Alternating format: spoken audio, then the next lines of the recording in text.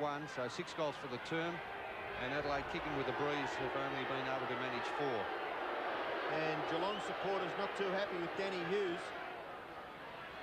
Lovely long drop punt kick into the centre. Linda marks, plays on.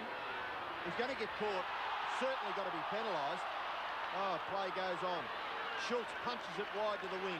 Goes after it again. Hart, the Adelaide player. Schultz runs him over like a steam train and then flips it out the back. McGuinness swoops on it quickly. Sweeping hand pass. Klug a little too high for that player. Filkey there to give him a hand. Hand pass back to Klug. He's going to be caught by Rogers and the ball spills and is over for a boundary throw-in. Oh, you could just shake your head there, wouldn't you, Robbo? Because that had so many opportunities there, Adelaide, and just messed it up completely. Well, there's the half-time siren here at Kardinia Park. Geelong 13-7, 85. Lead Adelaide 7-5, 47, and if it belonged to one quarter, Bernie, it belonged to Bill Brownless, who booted 5 goals into the breeze in that second quarter. Yes, well, great performance by Billy Brownless. He's kicked 6 goals, 3, as you said, Sandy, 5 coming in that term against the win.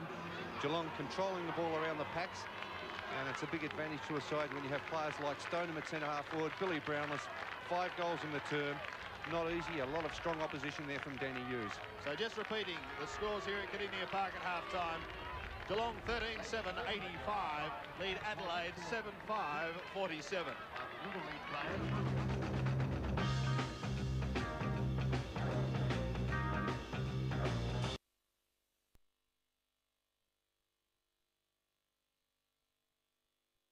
Time here at Kardinia Park. Geelong a good second quarter considering they were kicking into a 3-goal breeze. They kicked 6 goals 2 and advanced to 13-7. Disappointing term for the Adelaide Crows. They booted 4 to move to 7-5 47. So the margin at half-time is 38 points in the Cats' favour.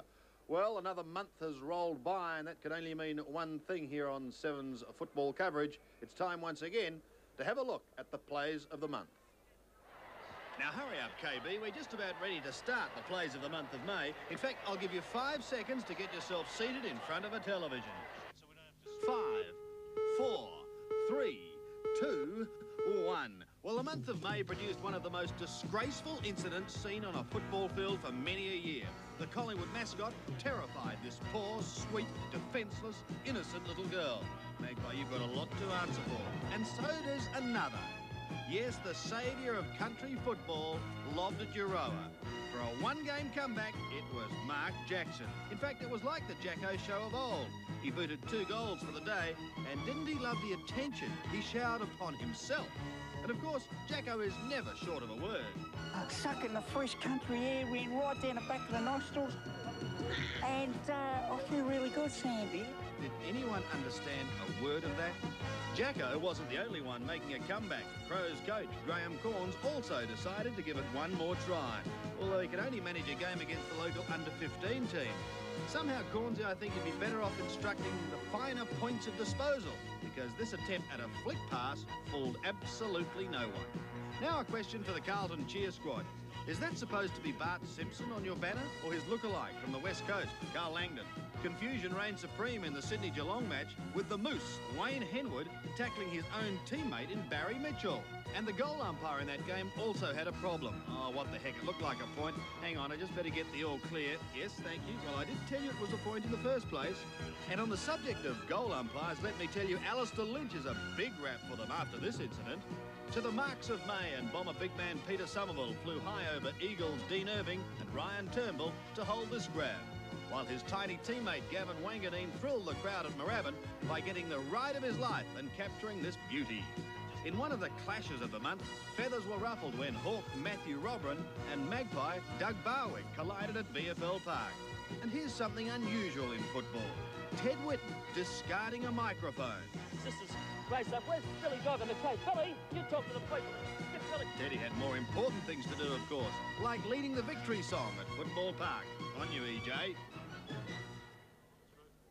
Yes, the plays of the month of May. How quickly the season goes. And, of course, we're now approaching the halfway mark of the year, and what an interesting football season it's turning out to be. It may be an opportune time just to reflect and go back and see what we've seen unfold so far this season.